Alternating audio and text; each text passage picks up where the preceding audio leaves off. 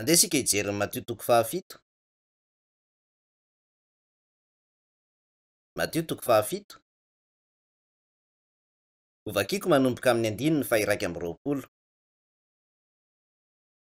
Tsy izay rehetra manao amiko hoe tompo, tompo no hiditra amin'ny fanjakan'ny lanitra, fa izay manao ny sitrapon'ny raiko izay any an-danitra. Maro no hiteny amiko amin'izany andro izany hoe tompo, tompo, tsy efa naminany tamin'ny anaranao ve izahay? Tsy efa namoaka demonia tamin'ny anaranao ve izahay? Ary tsy efa nanao fahagagana maro tamin'ny anaranao ve izahay? Dia ambarako amin'izy ireo aveo hoe tsy fantatro akory ianareo hatr'izay. Mialao amiko ianareo mpanao meloka.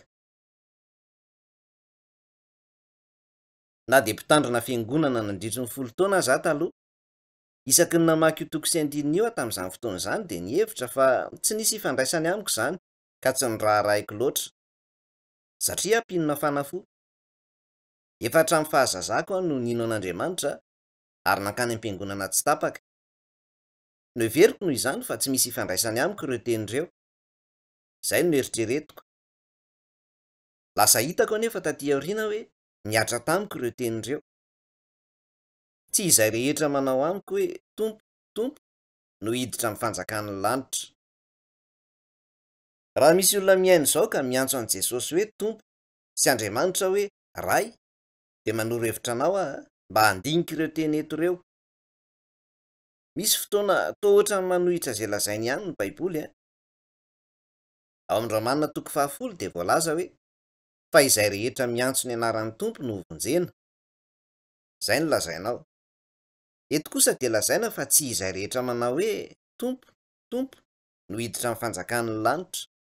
Ohatran'ny mifanohitra ireo andiny teny roa ireo. Tena somary saritakarina tokoa noho izany ny Baiboly. Teny avy amin'ny Baiboly iray ihany ireo. Nefa toa misy fahasamihafana kely.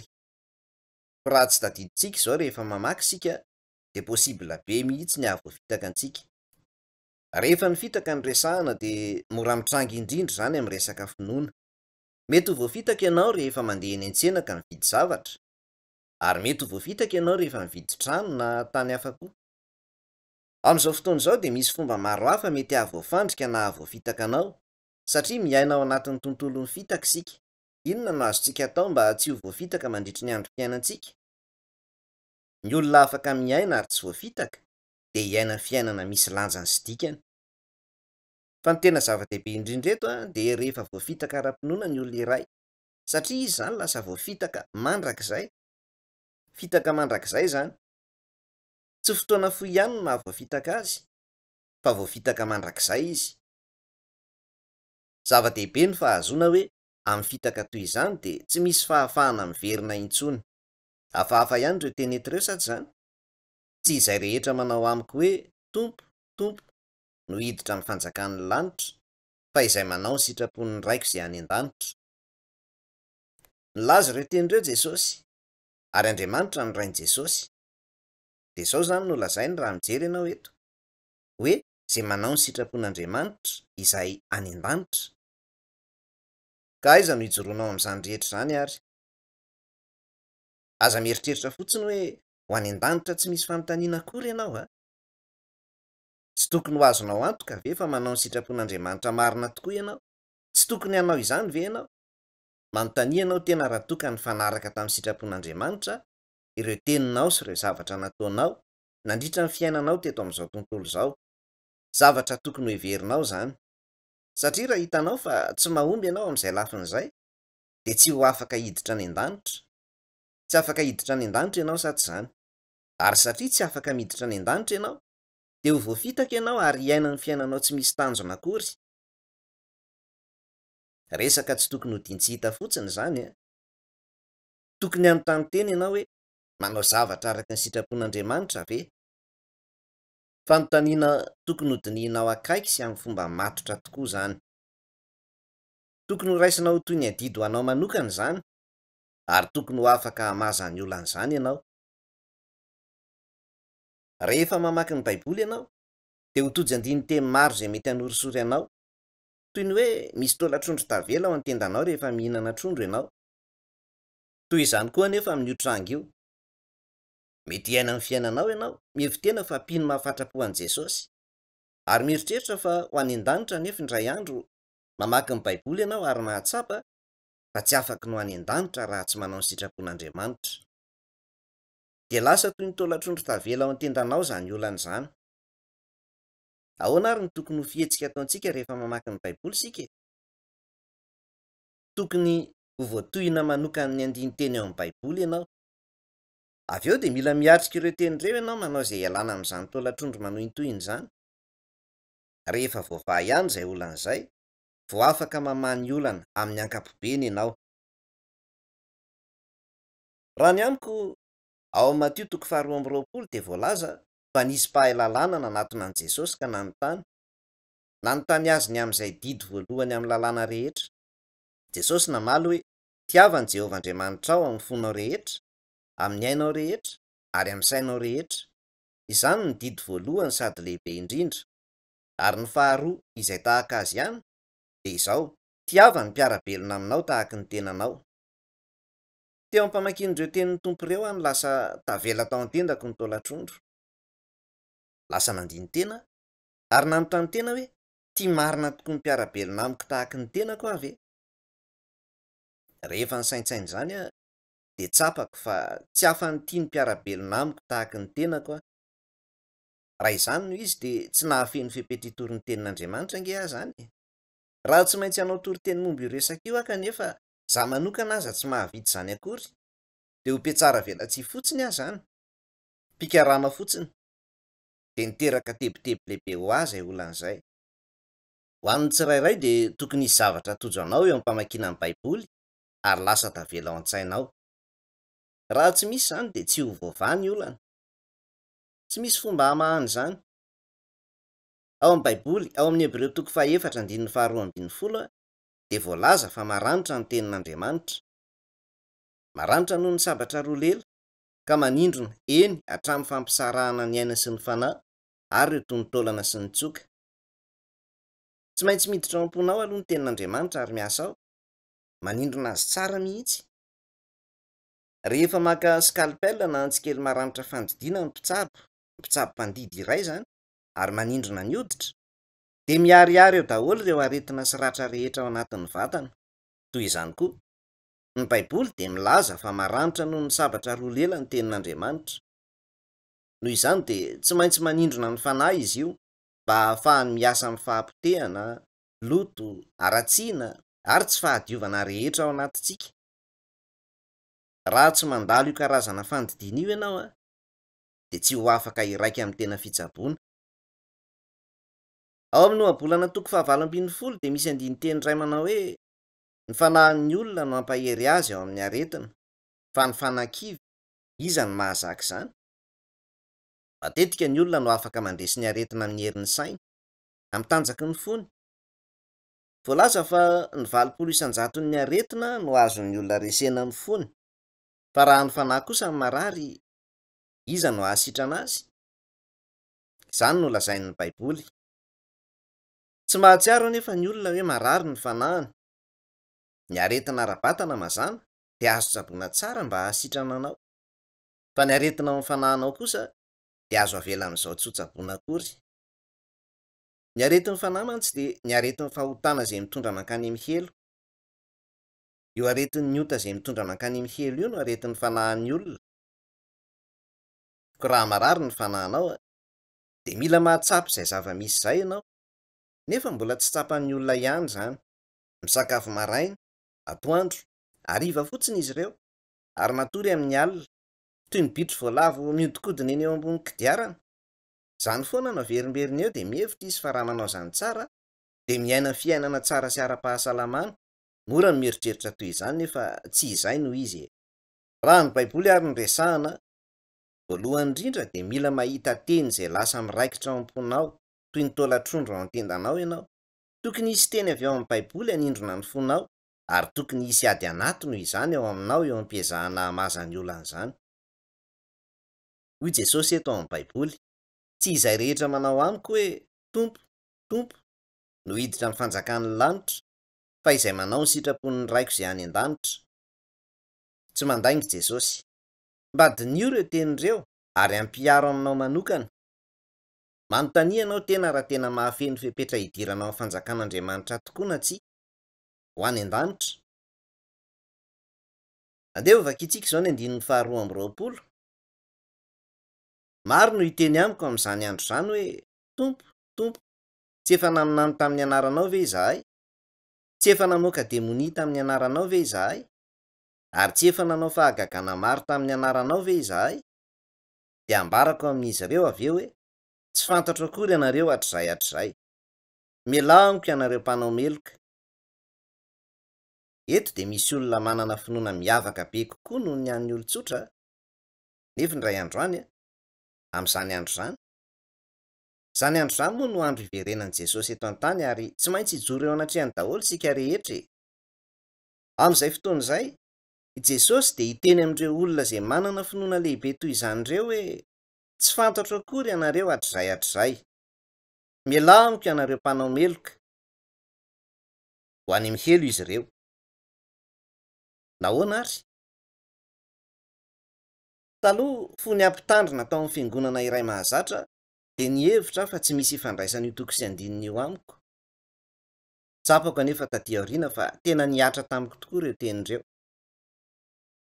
Raha miresaka momba ny olona izay naminany tamin'ny anaran'ny Tompo izy eto, izany dia ilazan'ireo mitory ny tenin'Andriamanitra, na amin'ny fanaovana toriteny miaraka amin'ny Baiboly eny an-tanana, na amin'ny fomba hafa, dia adidin'ny mpaminany ny mitory ny tenin'Andriamanitra. Voalaza eo avy eo hoe namoaka demonia tamin'ny anaranao. Tsy mora ny mandroaka demonia sa tsy izany? Indray mandeha nandroaka demonia. Na mbola tsy nateraka indray aza tamin'izany fotoana izany, na tsy voavonjy aza dia nandroaka demonia. Ary rehefa lazaina eto fa nanao fahagagana maro izy ireo, dia midika izany fa nanao famantarana sy fahagagana maro izy ireo. Niteny tamin'ny fiteny hafa izy ireo, nametra tanana tamin'ny olona, ary nanasitrana ny aretin'izy ireny. Izany ny karazan-javatra lazaina eto ho fahagagana. Heverinao fa finoana tsotra fotsiny ve izany ananan'ireo olona ireo izany? Manandrama manatona marary ary manasitrana azy amin'ny alalan'ny fametrahan-tanana, dia jereo raha mandaitra izany. Tsy zavatra azonao atao mahazatra izany sa tsy izany? Olona manana finoana lehibe tokoa ny resahana eo. Nahoana nefa rehefa mijoro eo anatrehan'i Jesosy izy ireo amin'ny fiverenany no ho tenenin'i Jesosy hoe tsy fantatro akory ianareo? Izao izany raha mamaky ny Baiboly ianao nefa tsy mametra-panontaniana. Raha topatopazanao maso fotsiny ny teny, dia tsy hiditra ao am-ponao hiasanao fandidian'ireo faritra lasana rary. Lazaina eto fa mpanao meloka ireo olona ireo. Mpanao meloka. Ny heloka dia fanaovan'ireo zavatra izay tsy tokony ataonao. Ny fanaovanao zavatra izay tsy tokony ataonao no atao hoe manao heloka. Mahagaga anefa, Jesosy koa dia nanasitrana olona, ary Paoly koa dia nanasitrana olona. Nanasitrana olona ihany koa Petera. Ary ao amin'ny asan'ny apôstôly toko 9 dia lazaina fa i Filipo Dekônina koa dia nanao famantarana sy fahagagana. Tena zava-misy io. Ka nahoana ary Jesosy no nilaza izany? Nahoana io no anjoro izay rehetra ilaza amin'izany andro izany fa nanao fahagagana maro? Tsy hisy andainga rehefa mijoro eo anatrehan'i Jesosy amin'ny fiverenany. Tena hanao izany tokoa izy ireo.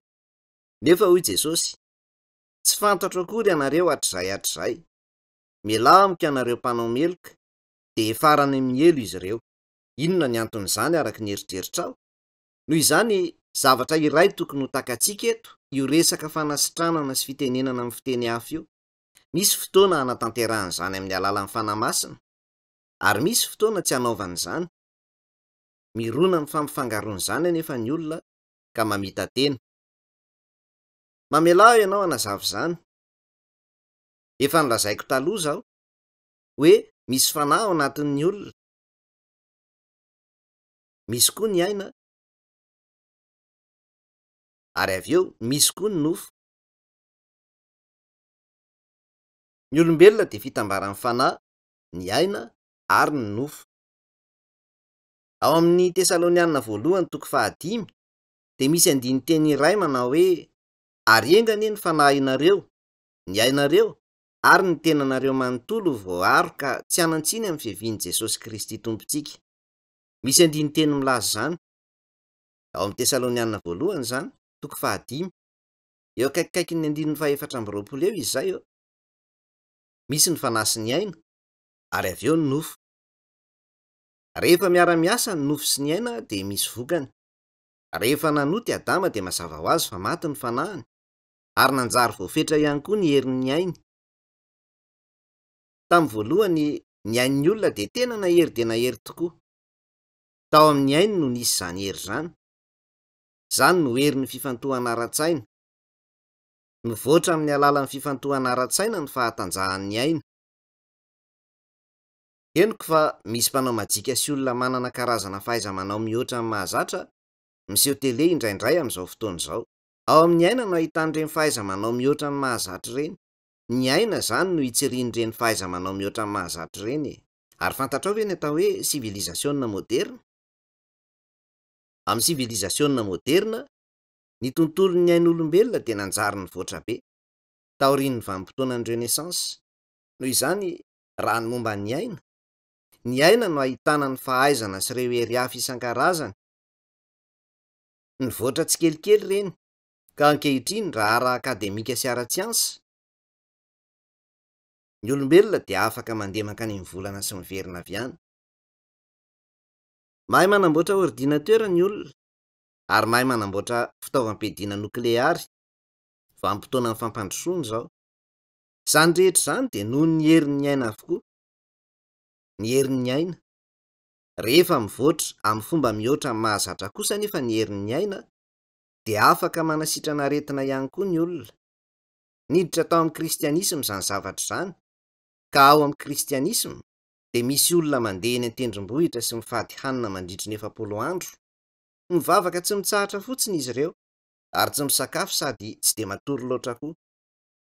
Mitazona tsy ankijanona ny fifantohan'ny saina izy ireo, ary rehefa tonga midingana iray izy ireo dia afaka manasitrana ny aretin'ny olona iray amin'ny fametrahany tanany eo amin'ny faritra avoa.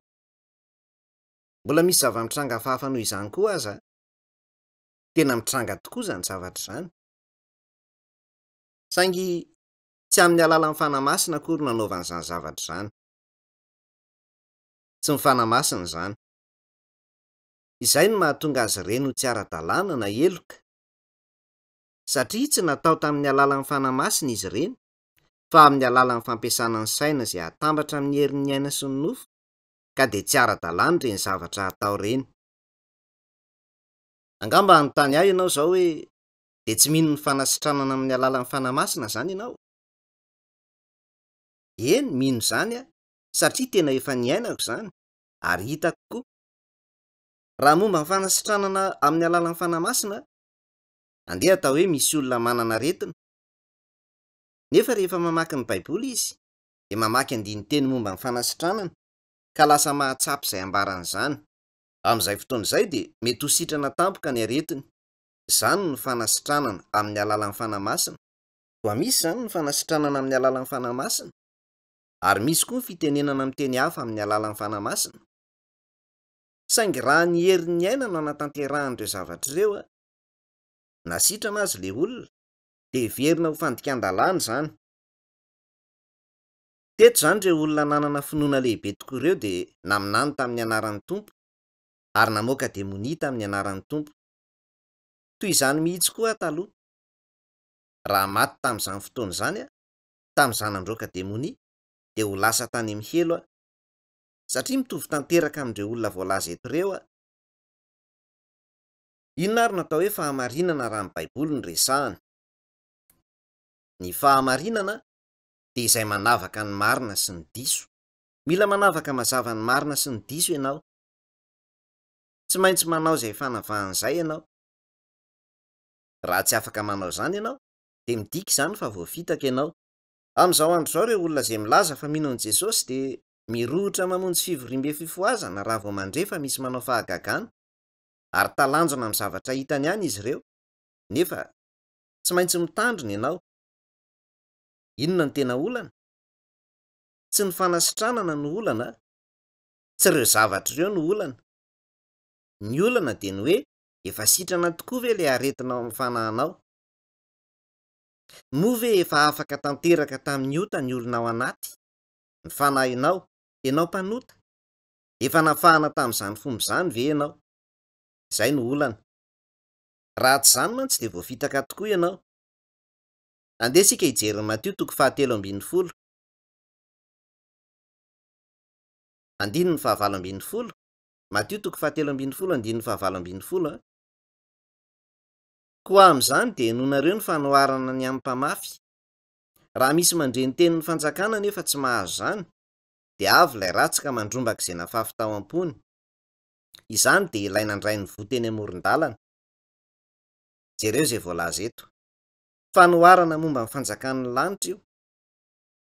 Niresaka momba ny fanjakan'ny lanitra tamin'ny alalan'ny fanoharana momba ny mpamafy Jesosy. Ny 7:20 ao amin'ny Matio dia mirakitra fanoharana 7 momba ny fanjakan'ny lanitra.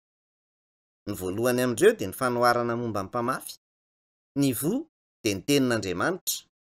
Ny voa dia ny tenin'Andriamanitra izay afafy ao am-po. Ny karazana fo voalohany dia ilay toy ny eny amoron-dalana. Izany hoe ilay fo toy ny sisin-dalana. Ny sisin-dalana dia toerana voahitsaky ny olona ka lasa tsy miontsina sy mafy. Ny olona manana fo toy izany dia mihaino ny tenin'ny Baiboly, nefa tsy miditra ao am-pony ny teny, ka avy ny vorona mihinana azy. Izany hoe rombahan'ny devoly izany. Izany no voalaza sa tsy izany? Ao amin'ny 9:20. Raha misy mandre ny tenin'ny fanjakana nefa tsy mahazo izany, dia avy ilay ratsy.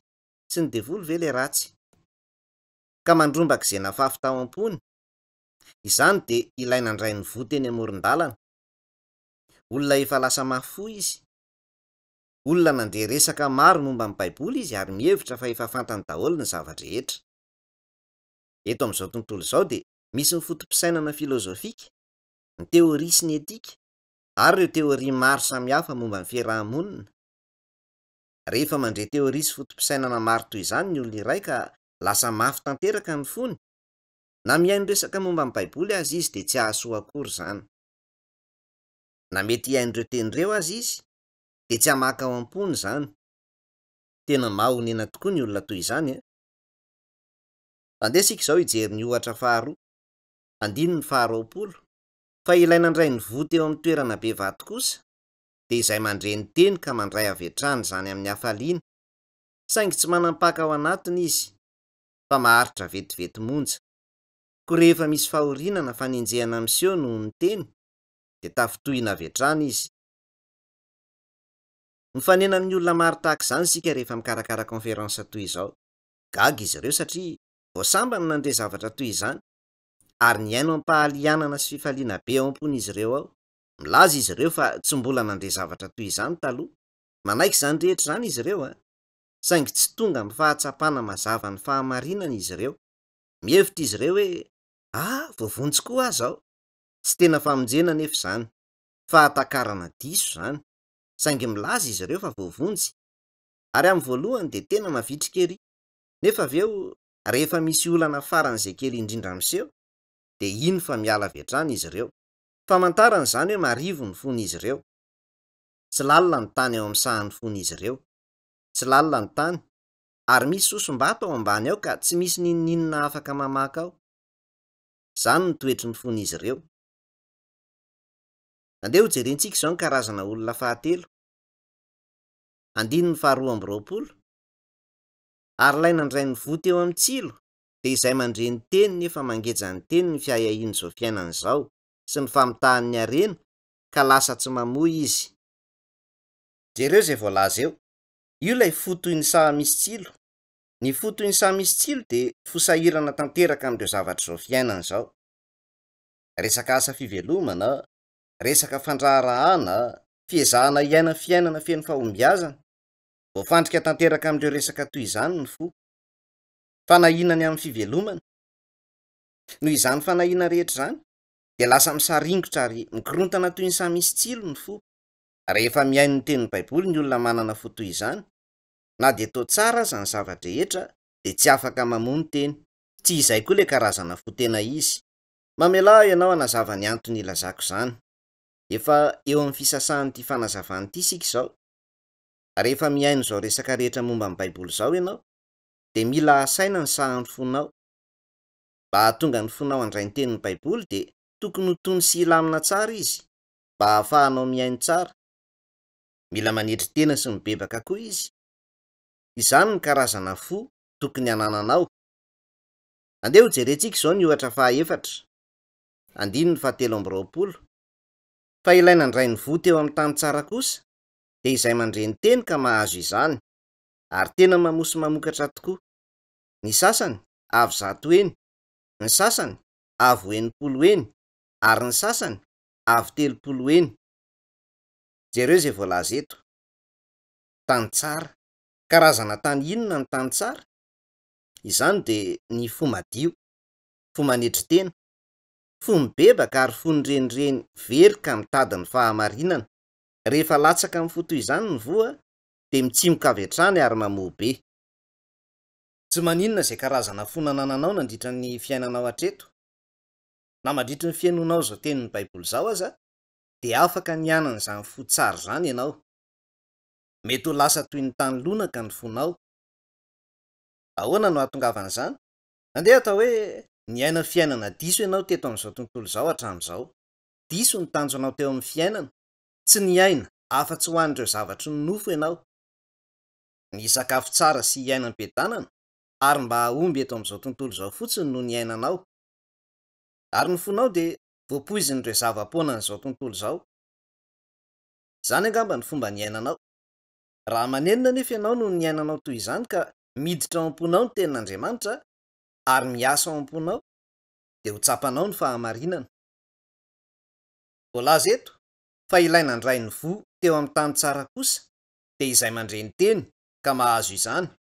Rehefa miteny hoe ka mahazo izany, dia tsy midika akory izany hoe nahazo ny dikan'ny teny sasany ao amin'ny Baiboly izay tsy azonao taloha ianao.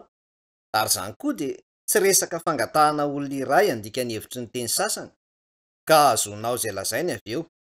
Tsy izay no atao hoe mahazo eto. Ny hoe mahazo dia tranga avy amin'ny teny ao amin'ny Baiboly izay mamany olanao, olana momba ny fahotanao na olana momba ny fahafatesana. Izay no dikany hoe mahazo eto. Rehefa miaino izay karazana fahazoana izay ianao vao tonga ao aminao ny fanamasina, ka ateraka indray ianao ary voafonjy. Milaza ny Baiboly noho izany hoe antsoin'Andriamanitra hoe Andriamanitra ireo izay nitongava ny tenin'Andriamanitra. Ny fahatongavana ao Andriamanitra dia ny fahazonana fahatsapana ny fahamarinana ao amin'ny tenin'Andriamanitra.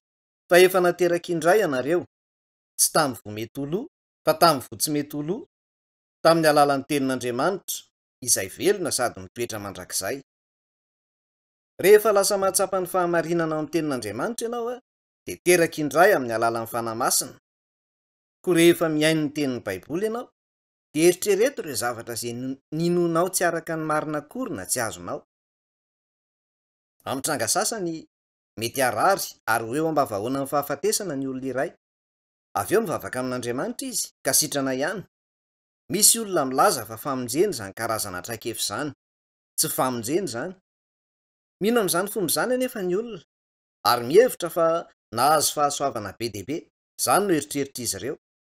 Voafitaka anefa izy ireo. Voafitaka izy ireo. Moa ve efa nisy fotoana na afaka tanteraka ny fanahinao tamin'ny ota, fotoana nahatsapanao ny fahamarinana ka afaka tanteraka tamin'ny ota ny feon'ny fieritreretanao? Izay ny fanontaniana mipetraka. Raha mbola tsy nanana izany traikefa izany ianao dia tsy misy antony ny zavatra hafa rehetra. Noho izany, rehefa mamaky ny Baiboly ianao dia aza jerena fotsiny ny teny. Rehefa mamaky ny teny tsirairay avy ianao dia mila mijery ny tenanao amin'ny alalan'ireo tenyreo. Tamin'ny farany isika dia nanomboka nandinika ny bokin'ny Apokalipsia. Ary hoy hoe ny toko 15 ny lakilen'ny fahaiza-manavaka ny bokin'ny Apokalipsia. Inona moa ireo tomboka sy 7? Nankinon'Andriamanitra tamin'ny Adama izao tontolo izao, saingy rehefa namidy ny Adama tamin'ny devoly izany, dia naka ny endrika horonana no hidiana tamin'ny tomboka sy 7 ny takalo. Izay ny tena votoatin'ny bokin'ny Apokalipsia. Ary ny votoatin' izay no hidiana tamin'ny tomboka sy 7 dia izay hita ao amin'ny bokin'ny Apokalipsia toko 9. Ampahafantarina antsika ao sy eo maneho ny nandoavan'i Jesosy ny sarany sy ny nitakiany izao tontolo izao izay namidy tamin'ny devoly. Noho izany dia misy ny tomboka sy voalohany, ny tomboka sy faharoa sy ny sisa, ary isaky ny voavany anankiray amin'ireo tombo-kase dia ampahafantarina antsika ny fisehoan'ny fitsarana izao tontolo izao rehefa aloha amin'ny devoly ny vidiny. No azavaiko anareo izany tamin'ny farany, ao amin'ny toko 7:20 dia misy bibidia niakatra avy any an-dranomasina, iray ny vatany, fa 7 kosa ny lohany, ary 10 ny tandrony. Io bibidia io ny farany amin'ireo bibidia 4 novakitsika ao amin'ny Daniela toko 7. Ary nazavaiko fa izy io dia ny fanjakan-dehiben'ny Roma. I Roma no fanjakana 4.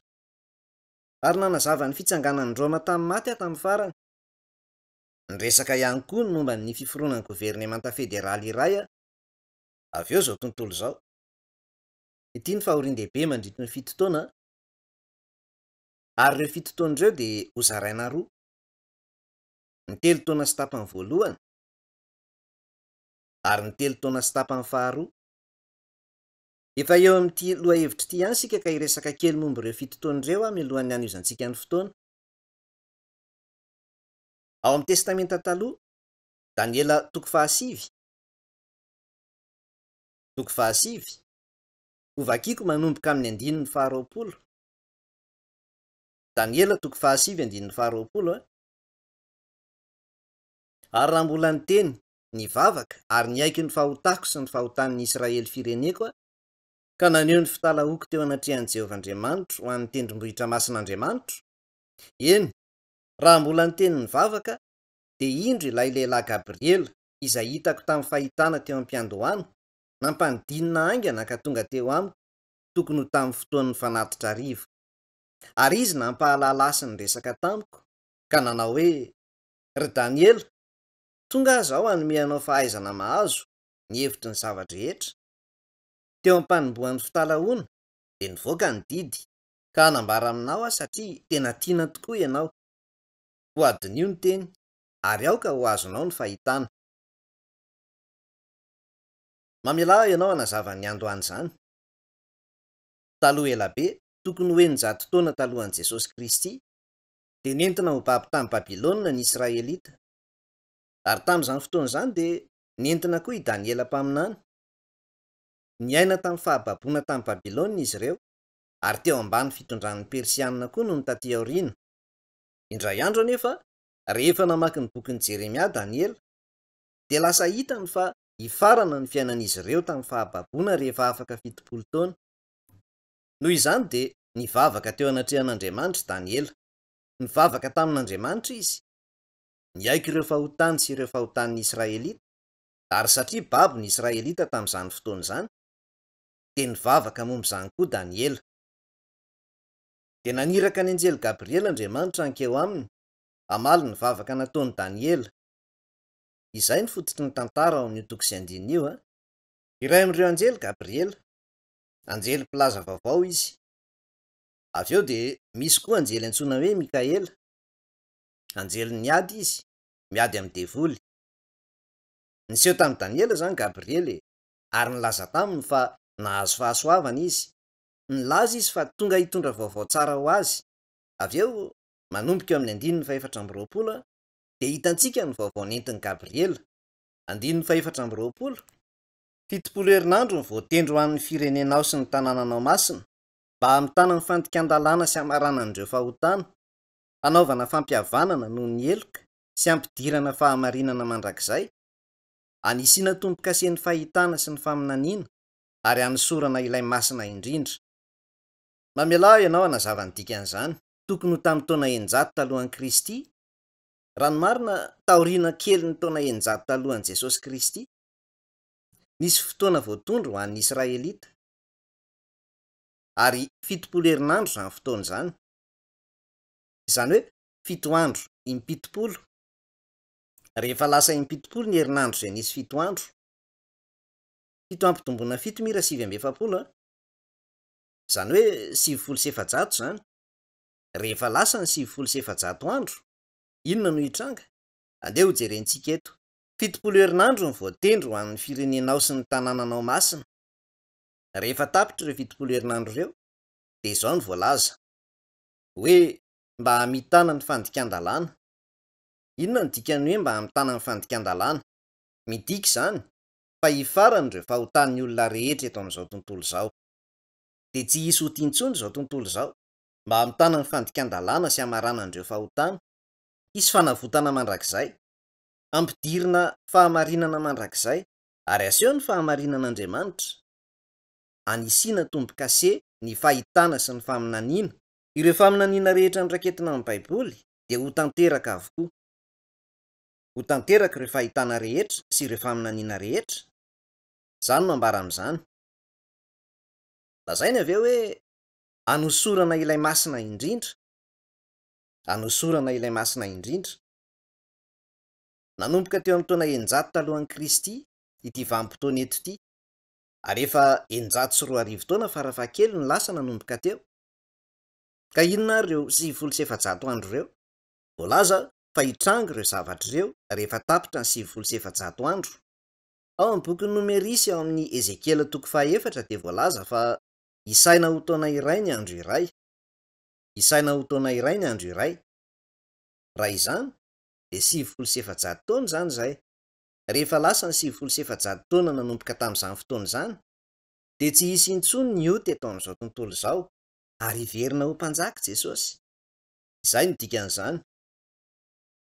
Inona ny resahany? Tokony ho 940 taona eo izay ny lasa hatramin'izany fotoana izany. Efa ela izay ny lasa izany 700 taona izany, koa ahoana no hahafaha miteny toy izany? Ho tsy izany ve ny eritreritra aho? Izany no mahatonga ny Baiboly ho somary sarotra azo. Jereo izao ny 520 ary. 520. Koa aoka ho fantatrao sy ho azonao fa manomboka amin'ny voahan'ny didy hamerenana amin'ny laoniny sy hanorenana indray an'i Jerosalema ka hatramin'ny Mesia andriana dia hisy 7 herinandro sy 290 herinandro. Jereo izay voalaza eto. Andeha isika hijery ny boky Nehemia ao amin'ny testamenta taloha. Nehemia. Ny Nehemia dia eo aloha kelin'ny Salamo. Nehemia 2. Ho vakiako manomboka eo amin'ny 1. Nehemia 2:1. 2:1. Ary tamin'ny volana Nisana tamin'ny taona 20 nanjakan'ny Artakserses, raha teo anoloany indrindra ny divay, dia niraisiko ka natolotry ny mpanjaka. Fa tsy mbola nalahelo teo anatrehany toy izany mihitsy hatr'izay. Koa izany indrindra no nitenenan'ny mpanjaka tamiko hoe nahoana ny malahelo ny tarehinao kanefa tsy marary tsy akory? Tsy inona tsy akory izao fa alahelo-po. Dia raiky tahotra indrindra ka niteny tamin'ny mpanjaka hoe ho velona mandrakizay anie ny mpanjaka. Nahoana ny tsy alahelo ny tarehako? Fa rava ny tanàna, ny toerana misy ny fasan-drazako, sady efa mainy ny afo ny vavahadiny. Dia hoy ny mpanjaka tamiko, inona ary no angatahanao? Dia nivavaka tamin'Andriamanitry ny lanitra aloha. Izay vao niteny tamin'ny mpanjaka hoe raha sitraky ny mpanjaka ka mahita fity eo imasonao ny mpanomponao, dia mangataka ny mba handefasana ho aho an'i Joda, ho any amin'ny tanàna misy ny fasan'ny raiko mba hanamboarako izany. Ary hoy ny mpanjaka tamiko. Ny vadin'ny mpanjaka koa nipetraka teo anilany. Aritra firiana nefa ny dianao, ary raha oviana ianao no hiverina. Dia sitraky ny mpanjaka ny andeha faka no lazaiko azy ny fotoana. Aleo hatreo ihany no vakiantsika. Mamela ianao hanazava ny fototry toko sy andininy io. Tahaka ny nitondrana ny Daniela ho babo tany Babilôna, araka ny nolazaiko teo aloha dia nentina ho babo koa i Nehemia mpaminany. Ary tamin'ny andro ny fanjakan-dehibe Persiana, taorian'ny anjeran'ny fanjakan-dehibe ny Babilôna, tamin'ny andron'ny Artakserses mpanjaka, dia nadidin'ny Nehemia mpaminany nanamboatra divay sy nanolotra izany ho an'ny mpanjaka. Toerana ny tanana andraikitra lehibe koa izany tamin'izany fotoana izany. Mpaminany avy any Jodia Nehemia. Indray andro dia reny Nehemia fa rava tanteraka Jerosalema, ka nalahelo mafy izy noho izany vaovao izany. Hatsatra ary feno ihany endriny raha nandeha nanolotra divay ho an'ny mpanjaka izy. Dia hoy Artakserses mpanjaka taminy, ohatra misy zavatra manahiran-tsaina anao. Nahoana ianao no toa manahy mafy toy izao? Dia hoy ny navalin'ny Nehemia mpaminany, tena misy zavatra mampanahy mihitsy. Rava tanteraka Jerosalema renivohitry ny taniko. Rava ny tanàna ary korotam-bato sisa. nahoana moa any tsy ho sahiran-tsaina? De hoy ny mpanjaka, inona ary no angatahanao?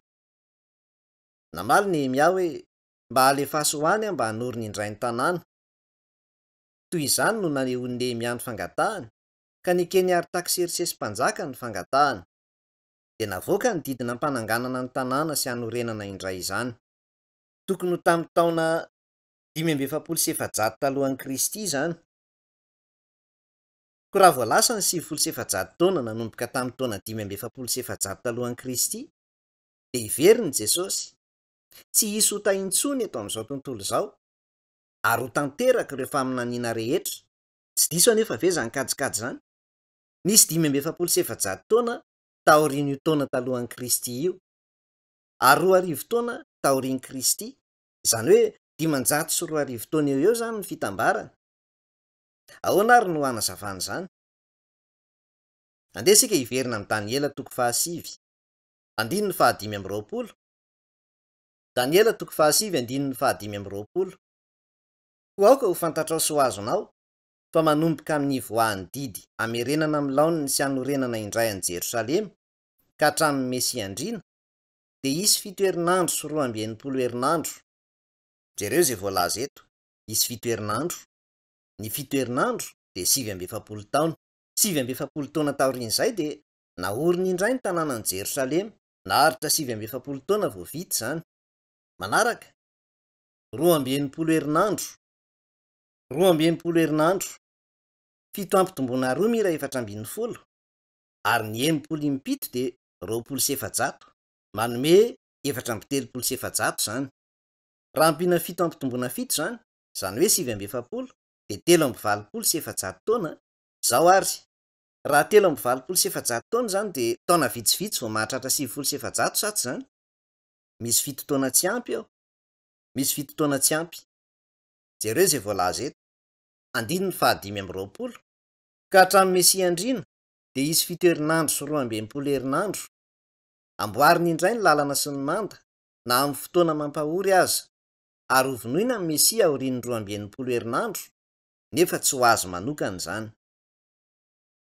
Rehefa voalaza hoe ary hovonoina ny Mesia, izany de midika hoe ho faty eo amin'ny hazo fijaliany Jesosy, ary andrava ny tanan-dehibe sy ny fitoerana masina ny vahoaky ny mpanapaka izay ho avy.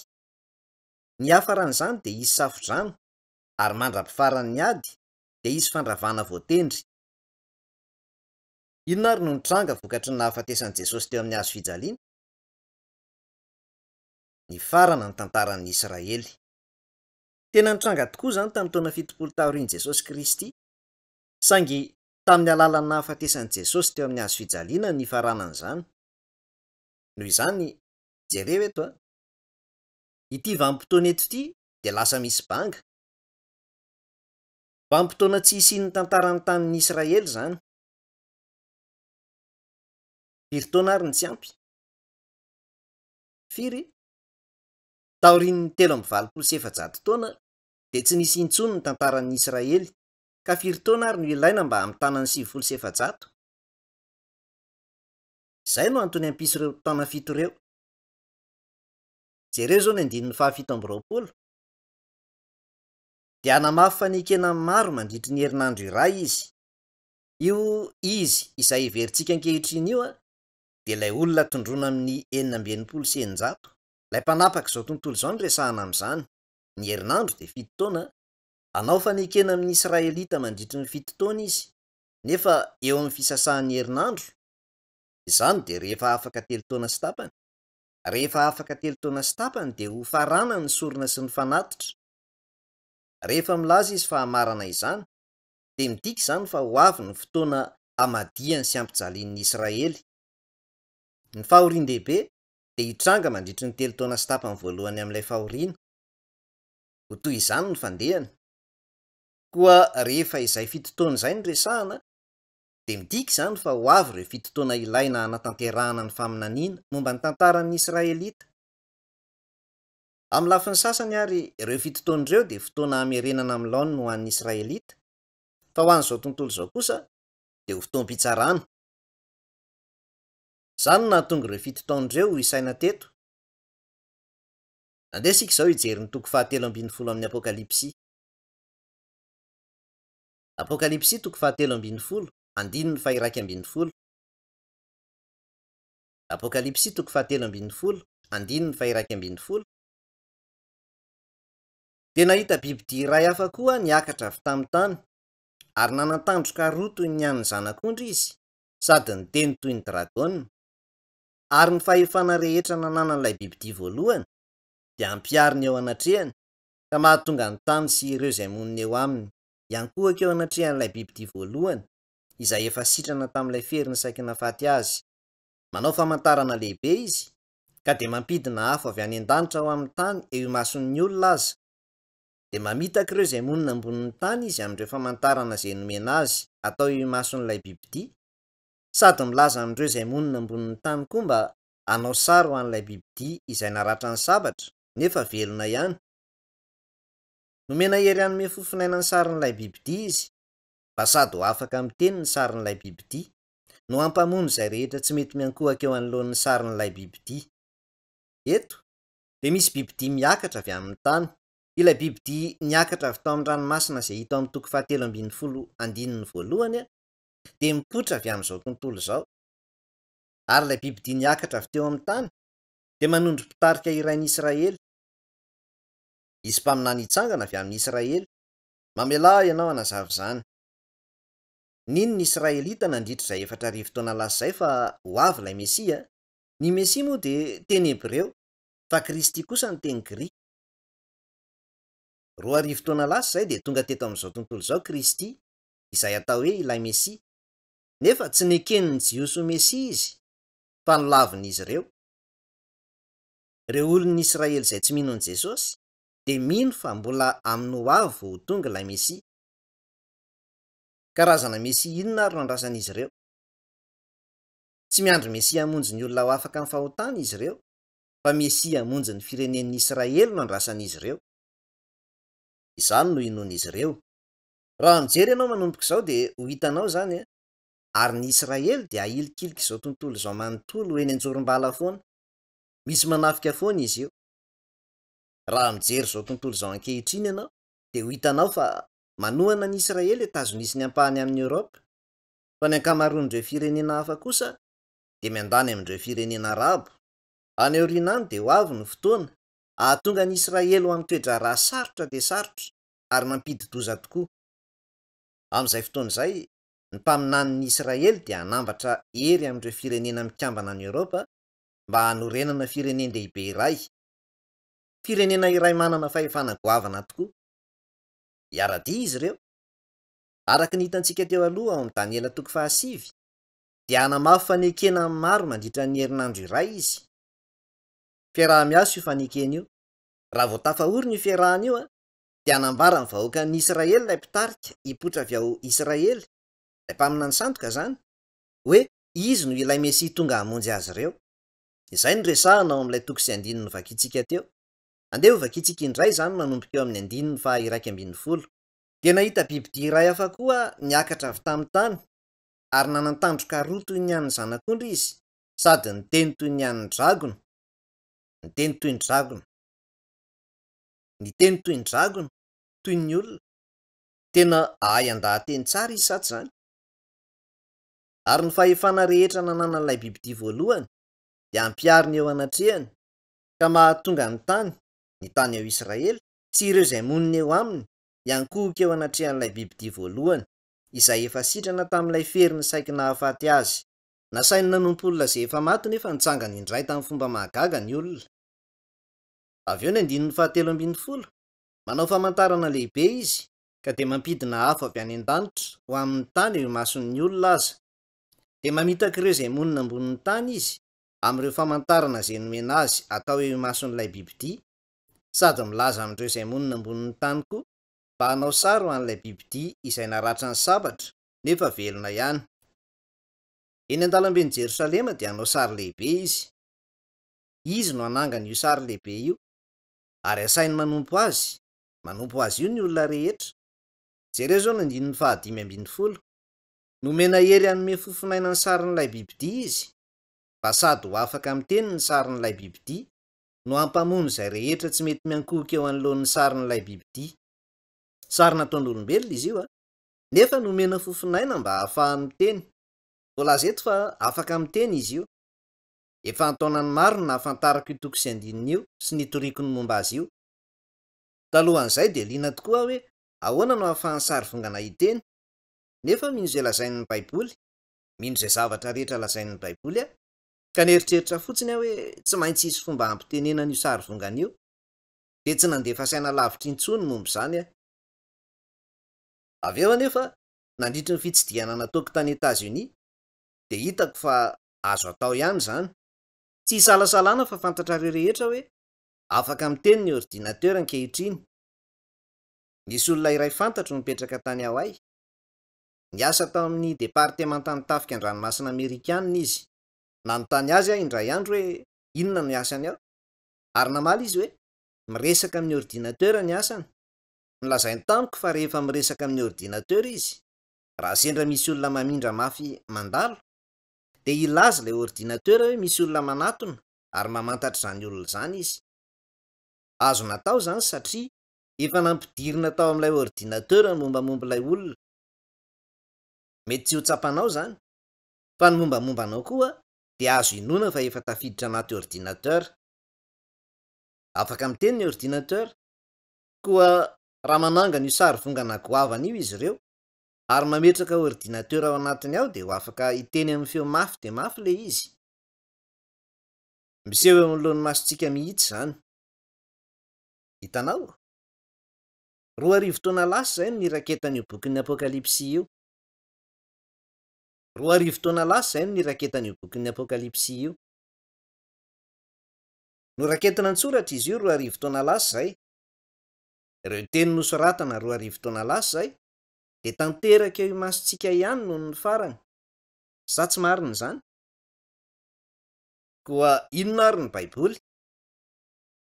Ny Baiboly no fahamarinana. Na voafolo na 20 taona lasa monja azy izay dia tsy nisy afaka nilaza fa afaka miteny ny sary vongana nataon'olombelona. Saingy amin'izao fotoana izao dia zava-misy efa miorina izany. Toy izany ny fahamarinan'ny Baiboly. Jereo izao ny 9:40. Ny olona rehetra, na kely na lehibe, na ny manan-karena na ny mahantra, na ny olona afaka na andevo, dia ampandraisy ny marika eo amin'ny tanan'izy ireo ankavanana na eo amin'ny andrin'izy ireo avokoa, mba tsy hisy azo hividy na hivarotra afa-tsy izay manana ny marika na ny anaran'ny bibidia na ny isan'ny anarany. Indro ny fahendrena. Aoka izay manan-tsaina anisany isan'ilay bibidia, fa isan'ny olona iray izany. 900 no isany. Noraketina an-tsoratra koa ireo tenin'ireo 750 taona mahery lasa izay. Nefa efa mitranga eo imasontsika izany zavatra izany izao. Inona ny dikany hoe mandray marika eo amin'ny androny ny olona? Ny isa 900 dia anaran'ny mpitondra iray eto amin'izao tontolo izao. Andeha ovakitsika indray io. 17. Mba tsy hisy azo hividy na hivarotra afa-tsy izay manana ny marika na ny anaran'ny bibidia.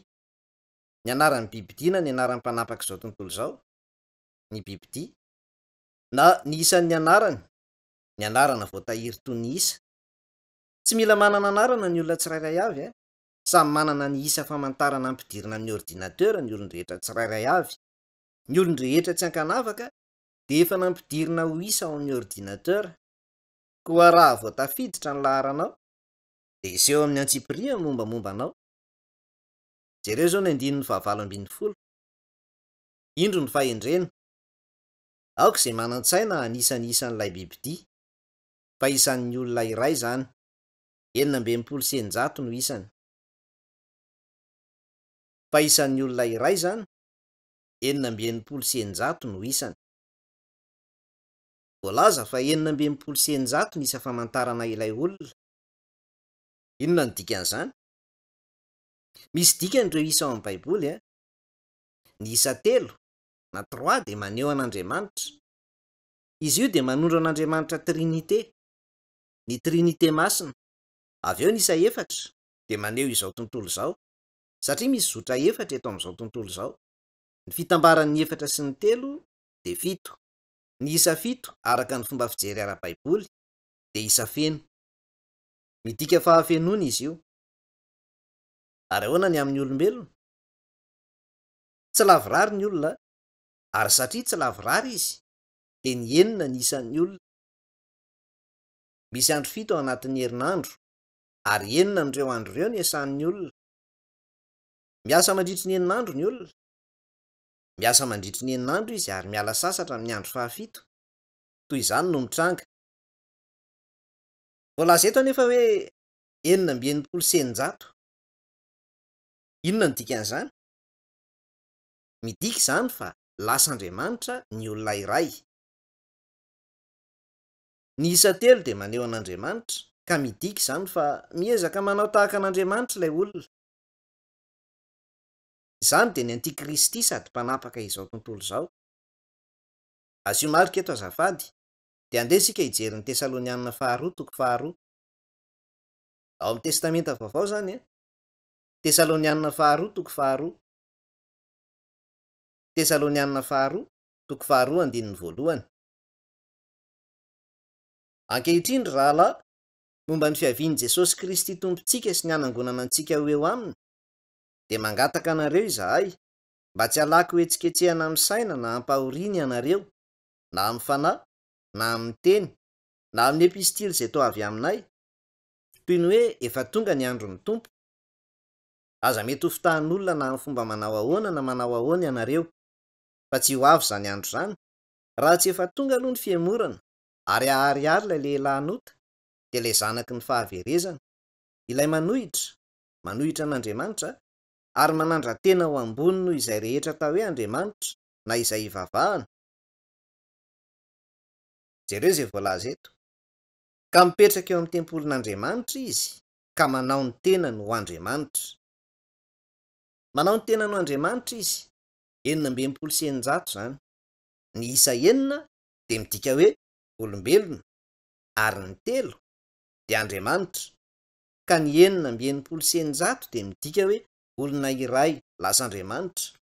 Hipetraka ao amin'ny tempoly izy ka hanao hoe izano Andriamanitra, ary hivavaka amin'ny Mesian'izy ireo ny Israelita. Hiditra ao Jerosalema io mpanapaka izao tontolo izao io, hipetraka ao amin'ny tempoly, ary ilaza ny tenany ho Andriamanitra. Izay no resahana eo, ary ny anarany dia 6,80. Tsy maintsy azo io marika io ny olon-drehetra tsirairay avy, ary tsy ho tafavoaka velona ny olona iray raha tsy misy izany. Nahoana ary? Satria tsy ho afaka hividy na hivarotra izy. Tsy ho afaka hividy na hivarotra n'inon'inona ny olona iray. Tsy ho afaka hividy vary, mofo, hena na zavatra hafa ianao. Ary ny olona mivarotra entana dia tsy afaka hanao ny asany raha tsy mahazo io marika io. Amin'ny farany izany dia ho very ny zonao hiaina. Noho izany dia hiazakazaka indray ilay marika ny rehetra. Raha tena mandray tokoa ilay marika ianao dia tena hampiadana anao fatratra tokoa izany. Tsy hisy vola ianao amin'izay fotoana izay, io no atao vola. Rehefa miasa mandritry ny 2 volana ianao dia arotsaka mivantanao amin'ny kaontinao amin'ny banky amin'ny alalan'ny indrindra informatika ny karamanao. Izany hoe ho an'ireo izay manana ny marika.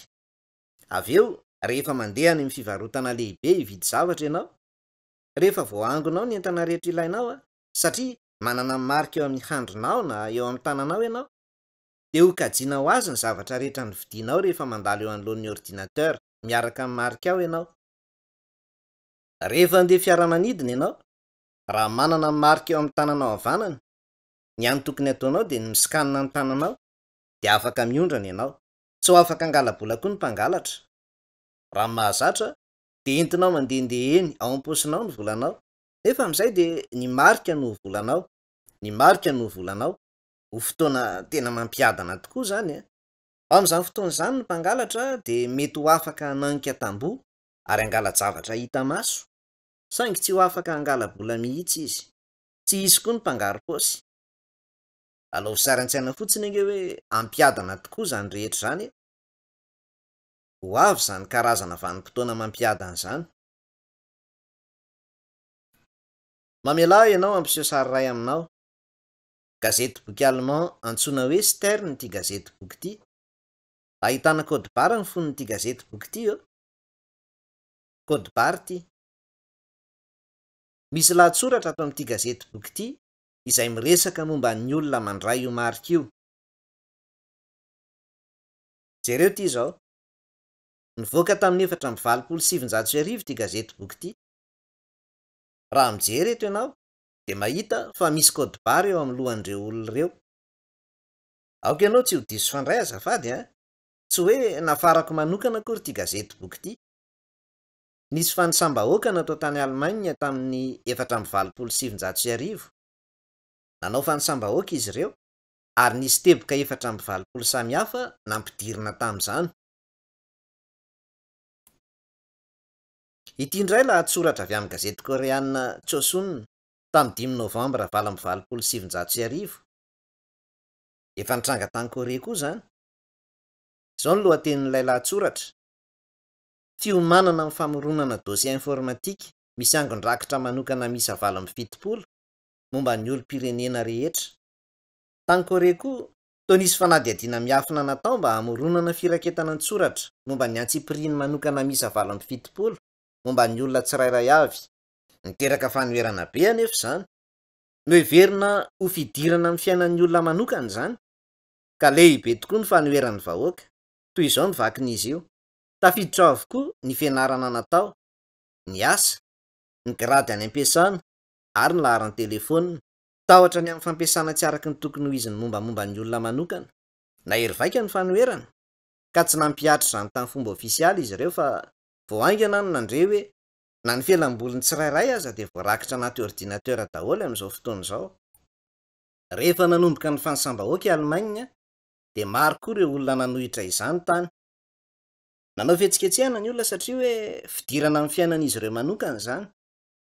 Tamin'izany fotoana izany, ity gazety boky ity dia namoaka lahatsoratra milaza fa ny tanjona amin'ny fanisambahoaka dia mba ahafahana mametraka marika eo amin'ny andrina na ny tanan'ny olona tsirairay. Rehefa avy nandeha izany rehetra izany sika, everiko fa hanaiky amin'izay ianao hoe tsy lainga ny baiboly sa tsy izany? 2 taona lasa izay no niraketana an-tsoratra ny baiboly. Nefa ankehitriny ireo trangan-javatra ireo dia miseho io masontsika mihitsy. Tena miseho mazava tokoa ireo. Amin'ny ho avy dia ahazo izany marika izany ny rehetra. Rehefa asaina ho avy handray ny marika ny olona dia hijoro hilahatra toy ny hoe milahatra haka anjara sakafo. Misy olana iray anefa eto. Inona izany olana izany? Andeha isika hijery ny toko 4:40 amin'ny Apokalipsia. Apokalipsia toko 4:40 andininy 7. Andininy 7 dia nanaraka azy ireo ny anjely fahatelo. Niteny tamin'ny feo mahery hoe raha misy olona miankohoka eo anoloan'ny bibidia sy ny sariny ka mandray marika eo amin'ny andriny na amin'ny tanany, izany olona izany koa dia hisotro ny divainy ny fahatezerana ny rehitr'Andriamanitra izay nahidina mafy tao anatin'ny kaopin'ny fahatezerany. Ampijaliana amin'ny afo sy solifara eo anatrehan'ireo anjely masina sy eo anatrehan'ny zanak'ondry izy. Ary ny setroky ny fijalian'izy ireo dia miakatra mandrakizay, ary tsy manam-pitsaharana na andro na alina ireo izay miankohoka eo anoloan'ny bibidia sy ny sariny sy izay mandray ny mariky ny anarany. Jereo izay lazainy eto. Lazainy fa izay rehetra mandray marika eo amin'ny andriny na eo amin'ny tanany dia ho any mihelo. Ho any mihelo avokoa izy rehetra. Fa nahoana? Satria raha vao mahazo ny marika eo amin'ny andrinao na eo amin'ny tananao ianao dia manondro izany hoe fanana ny 600 senjato ianao. Ny 600 senjato no Antikristy. Ny Antikristy no manohitra an'Andriamanitra ary manohitra an'i Kristy. Araka ny efa nivakiantsika tany aloha dia fitaovan'ny devoly izy io. Tahaka ny Jesosy zanak'Andriamanitra tonga teto amin'izao tontolo izao tamin'ny endrika olombelona, ny Antikristy dia Satana izay ho avy amin'ny endrika olombelona. Izany no mahatonga azy ireo hifanohitra. Noho izany, izay mandray io marika io dia ho fananany. Ho lasa fananany izy ireo.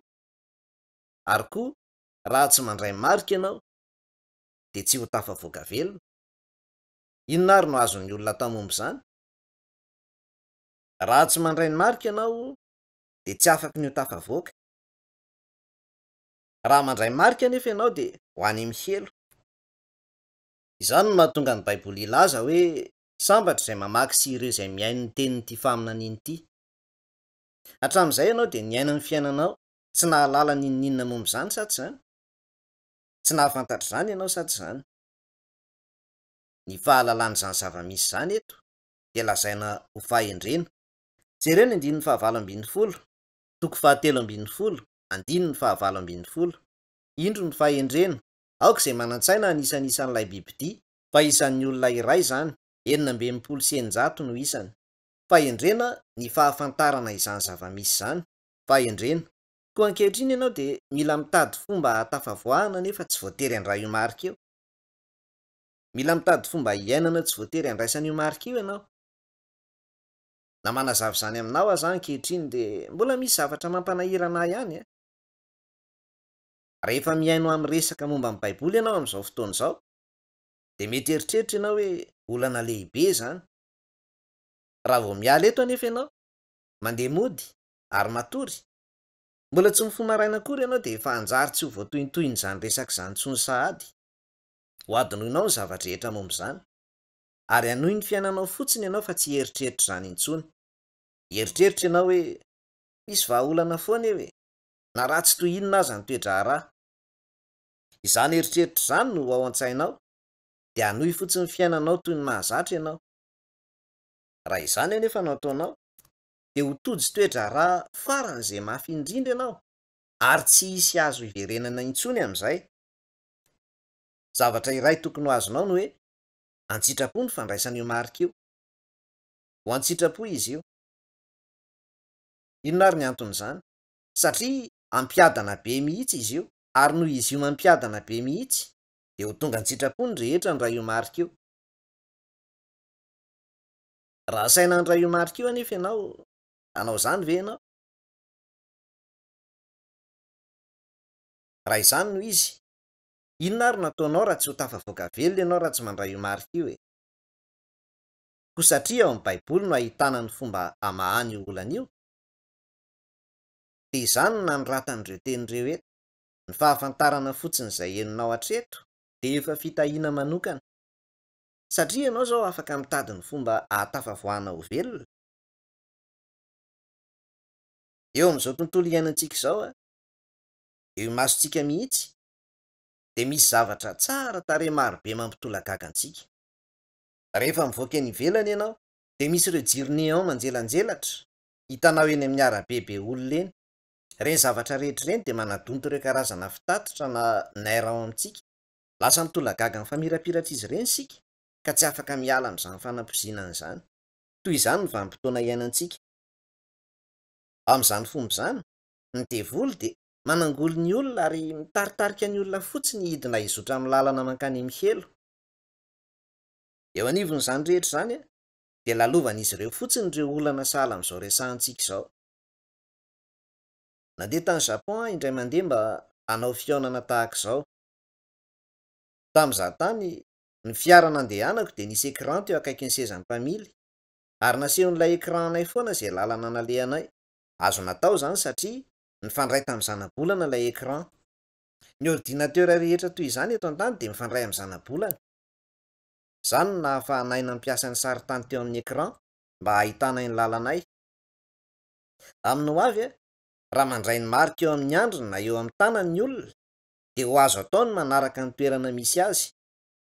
Na aiza alehany, ary na inona ataony, dia ho azo arahana amin'ny alalan'ny zana-bolana sy ordinatera avokoa izany.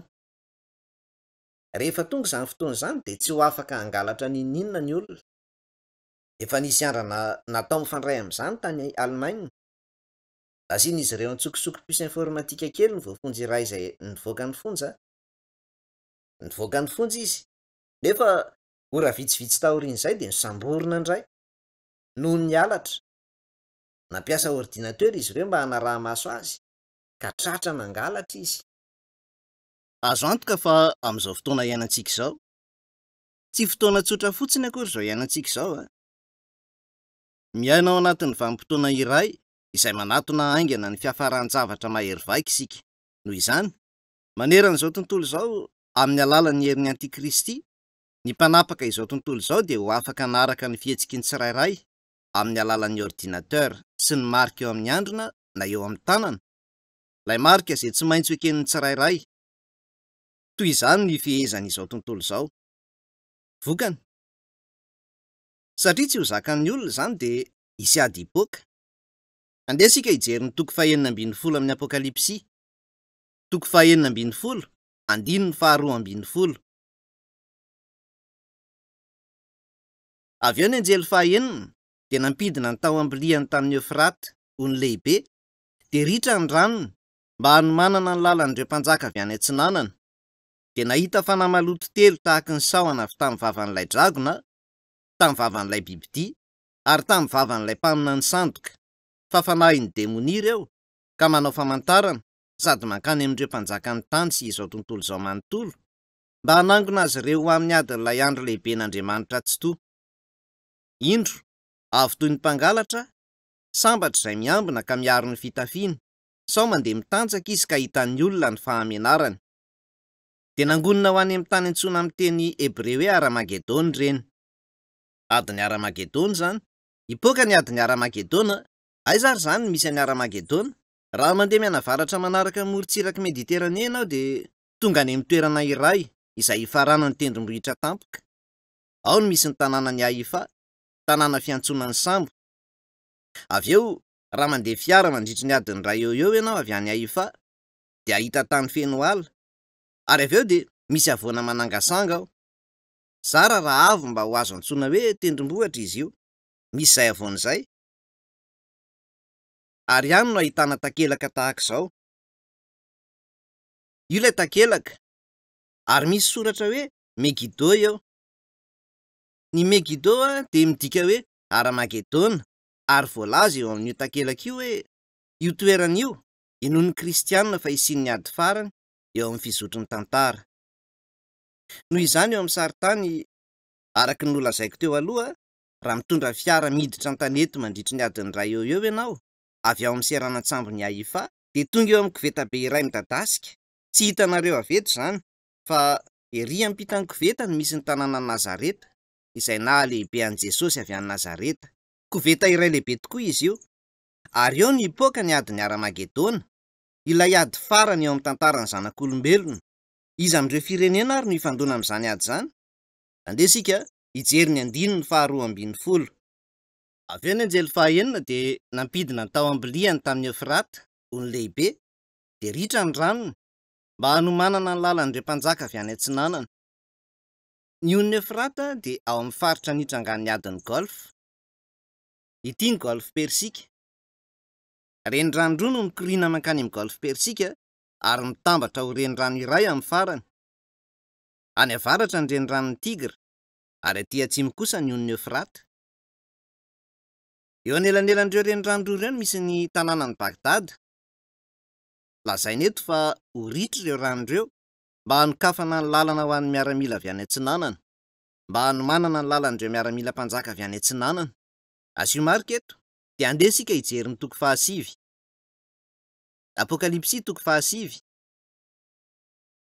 Toko 9 andiny 7:20.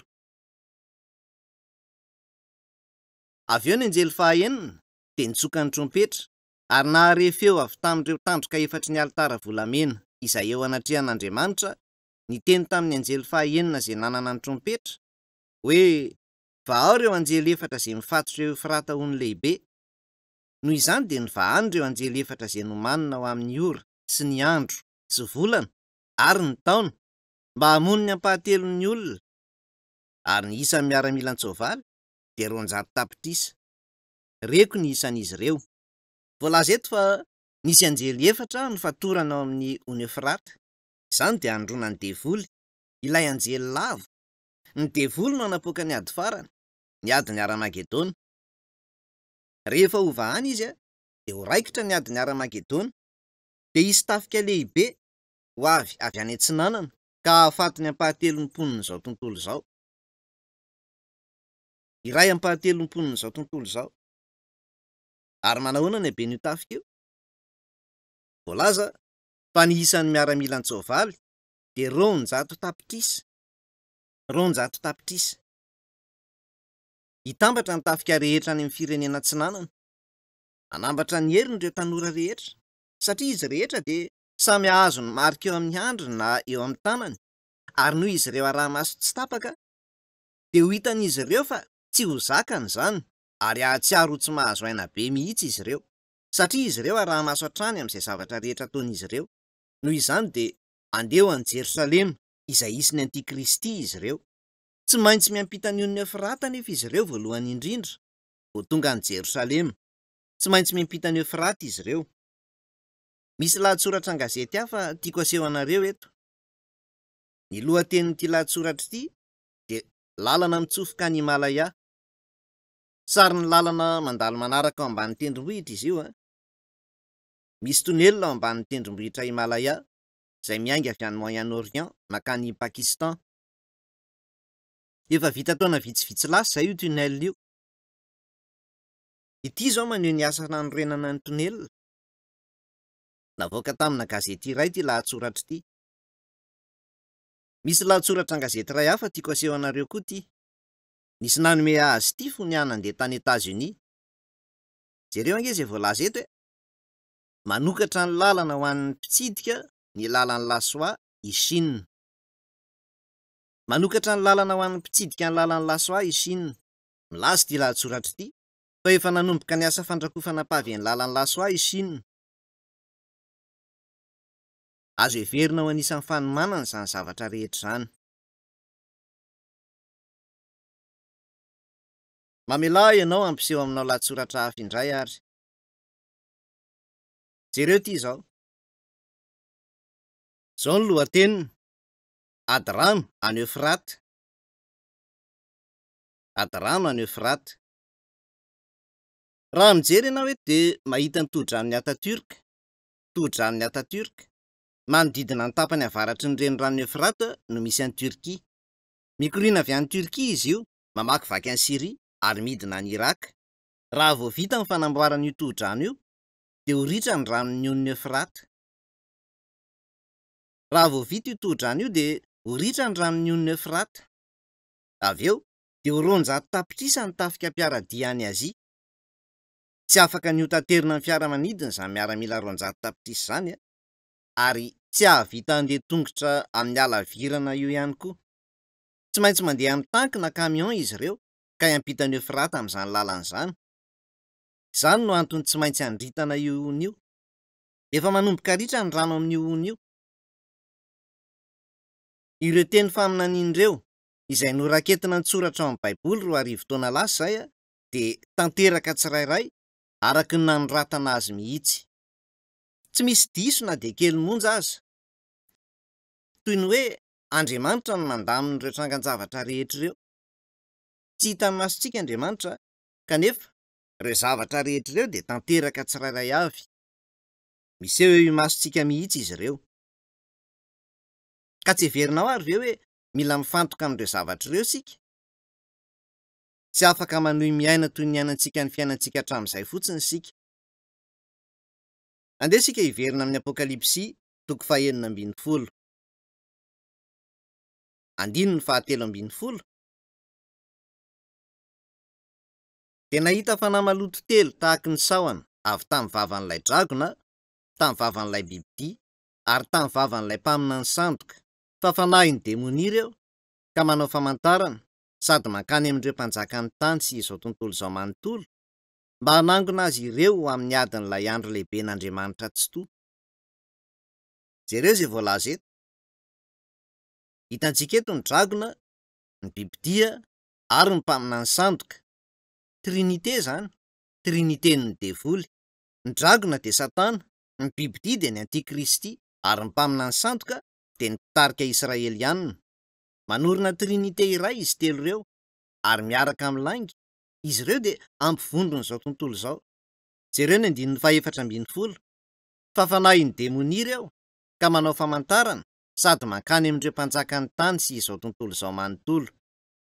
Ireo mpanjaka eto dia ilazana ny tafika mitampiadinan'izy ireo, mba hanangona azy ireo amin'ny adin'ilay andro lehiben'Andriamanitra tsy toa. Dia hiangona daholo ny miaramila an'izao tontolo izao. Misy ny Antikristy sa tsy izany moa? Rehefa reny fa andalana ny tafika aziatika, dia hanao fahagagana ny Antikristy, ary hanangona ireo tafika avy amin'ny lafivalon'izao tontolo izao hiady amin'izy ireo. Noho izany, amin'ny voalohany, izany ady izany dia ho ady eo amin'ny tafika zisy miaramila n'izao tontolo izao. Koa hisy miaramila marobe hifanandrina amin'izany. Rehefa tonga amin'ny faratampony io ady io, dia hiveriny Jesosy. Rehefa tonga amin'ny faratampony ny ady dia ho avy Jesosy. Lazaina eo amin'ny 15 izany. Andeha ho vakia isika ny 15. Indro, avy toy ny mpangalatra, sambatra izay miambina ka miaro ny fitafiany, sao mandeha mitanjaka izy ka hitan'ny olona ny fahamenarany. Karazana akanjo inona no tokony ho tafiantsika moa? Karazana akanjo inona? Rehefa tonga amin'ny faratampony ny ady, dia hiveriny Jesosy. Nefa ireo izay mitanjaka dia tsy ho afaka hijoro eo anatrehany. Amin'izay tranga izay, angamba ianao mety hatoky-tena. Mety eritreritra ianao hoe na tonga amin'ny misasakalina azy izy, za nao akanjo mandry na pijamaka tsy haninona azy zany. Nefa tsy hisy tombony amin'izany. Ao amin'ny Isaia 1:20 dia voalaza hoe notafiany ny fitafiana famonjena, tsy maintsy mitafy ny fitafiana famonjena isika. Andeha isika hijery ny testamenta taloha. Zakaria 4:12. Zakaria 4:12. Zakaria 4:12. Zakaria 4:12. Indro, avy ny andron'i Jehova, ka ny babonareo dia ho zarainy eo afovoanareo. Fa izaho nangon'ireo firenena rehetra hiady amin'ny Jerosalema, dia ho azon'izy ireo ny tanàna, ny trano horobaina, ary ny vehivavy anaovan'izy ireo ankeriny. Ny antsasaky ny tanàna ho lasan-kobabo, fa ny vahoaka sisa kosa tsy ho fongorina amin'ny tanàna. Dia hivoaka Jehova ka hiady amin'ireo firenen'ireo, tahaka ny fiadiny amin'ny andro fiadiana. Jereo izay voalaza eto. Lazaina ao amin'ny testamenta vaovao no hoe andro lehiben'Andriamanitra tsy toa. Izany no andro farany amin'izao tontolo izao. Lazaina ao amin'ny testamenta taloha hoe ny andron'i Jehova. Izany dia ny andro ahatongavan'ny adiny Aramagedona amin'ny faratampony sy ny fiverenan'i Jesosy. Izany no andron'i Jehova. Hiangona ny firenena rehetra, hiangona hiady amin'ny Jerosalema ireo firenena rehetra manerana izao tontolo izao. Dia ho ravy indray mandeha indray Jerosalema. Fa ny telo ny haravan'i Jerosalema izay. Tsy ho rava tanteraka nefa izy, jereo hoe toy ny 12. Fa izaho nangona ireo firenena rehetra hiady amin'ny Jerosalema, dia ho azon'izy ireo ny tanàna, ny trano horobaina, ary ny vehivavy anaovan'izy ireo ankeriny. Ny antsasaky ny tanàna ho lasan-kobabo, fa ny vahoaka sisa kosa tsy ho fongorina amin'ny tanàna. 19. Dia hivoaka Jehova ka hiady amin'ireo firenen'ireo, tahaka ny fiadiana amin'ny andro fiadiana. Rehefa voalaza eto hoe hivoaka Jehova, dia manondro ny fiavian'i Jesosy fanondroana izany. Jehova, na Tompo Andriamanitra ao amin'ny testamenta taloha, dia Andriamanitra izay miseho ao amin'ny testamenta vaovao amin'ny maha-Kristy azy. Hivoaka Jehova. Izany dia midika fa hiveriny Jesosy ka handringana tanteraka ny tafika roa-tonta. Hifarana amin'izany ny fitsarana. Hivory ao Jerosalema miaramila n'izao tontolo izao, ary rehefa hiveriny Jesosy, dia hanatanteraka ny fandringanana azy ireo izy. Asio marika eto amin'ny 4:12, ary andeha isika hijery ny Apokalipsy 7:20. Apokalipsy 7:20 ao amin'ny testamenta vaovao. Apokalipsy 7:20, ho vakiako ny 1:12. Ary hitako ny lanitra nisokatra, ka indro nisy soavaly fotsy. Ary ilay izay nitaingina azy dia antsoina hoe Mahatoky sy Marina, ary amin'ny fahamarinana no hitsarany sy hiadiany. Ao amin'ny Apokalipsy 9 dia misy lehilahy mitaingina soavaly fotsy sa tsy izany? Ino no antikristy? Fa ity toko sy andininy eto ity kosa dia milazalaza ny fiavian'i Jesosy fanondroany, rehefa hiverina mitaingina soavaly fotsy izy. 12. Ireo masony dia toy ny lelafo, ary teo amin'ny lohany nisy diadema maro. Izy manana anarana voasoratra izay tsy misy mahalala afa-tsy izy tenany ihany. Ny akanjo lavana tsoboka tao anaty ra izy, ary ny anarany antsoina hoe ny tenin'Andriamanitra. Ary ny tafika any an-danitra dia nanaraka azy, samy mitaingina soavaly fotsy sy ny akanjo rongony madinika sady fotsy ny madio. Anjely marobe no anaraka azy, ary misy sabatra maranitra mivoaka avy amin'ny vavany, ary amin'izany no amelezan'ireo firenena. Ary izy tenany mihitsy no anapaka azy ireny amin'ny tehim-by. Izy tenany mihitsy no manitsaka ny fahamiazana ny divain'ny firehetan'ny fahatezeran'Andriamanitra tsy toa. Ary izy eo amin'ny akanjo lava anaovany sy eo amin'ny feny manana anarana voasoratra hoe mpanjakan'ireo mpanjaka sy tompon'ireo tompo. Momba ny fiavian'i Jesosy fandroana io. Avy eo dia nahita anjely iray nitsangana teo amin'ny masoandro, ary niantso tamin'ny feo mahery izy ka nanao tamin'ny voromanidina rehetra teo afovoan'ny habakabaka hoe, avy ary miangona ho amin'ny fanasana lehiben'Andriamanitra mba hihinananareo ny nofon'ny mpanjaka, ny nofon'ireo kapiteny, ny nofon'ireo lehilahy mahery, ny nofon'ireo soavaly sy ireo mpitaingina azy, ary ny nofon'ny olona rehetra, na olona afaka na andevo, na kely na lehibe. Koa rehefa maty izy rehetra, dia hiangona ny vorona-mpihaza mba hihinana ny nofony. Andininy 7:20. Ary hitako ilay bibidia, ireo mpanjakan'ny tany, ireo tafika izy ireo, tafangona mba hiady amin'ilay izay mitaingina ny soavaly sy amin'ny tafiny. Rehefa tafaveriny Jesosy, dia anambatra ny hery ny hiady amin'i Jesosy ireo tafika izay niady, kanefa araka ny hevitrao, ho afaka handresy ilay mpamorona zavatra rehetra any amin'ireo lanitra sy etỳ an-tany ve izy ireo. Andininy 20. Dia nosamborina ilay bibidia, ny Antikristy izany, sa tsy izany?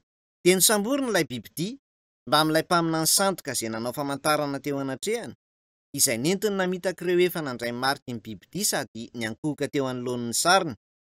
Dia natsipy velona ho any amin'ny fary afo mirehitra solofary izy roa ireo.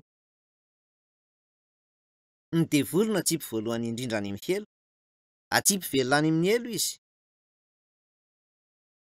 Ary ny olona sisa ny vonoina tamin'ny sabatra nivoaka avy amin'ny vavan'ilay mitaingina ny soavaly, ary ny vorona dia voky ny nofon'izy ireny. Toko 20. Avy eo dia nahita anjely nidina avy tany an-danitra, nanana ny lakileny lavaka tsy hita nonoa sy gadra lehibe eny an-tanany.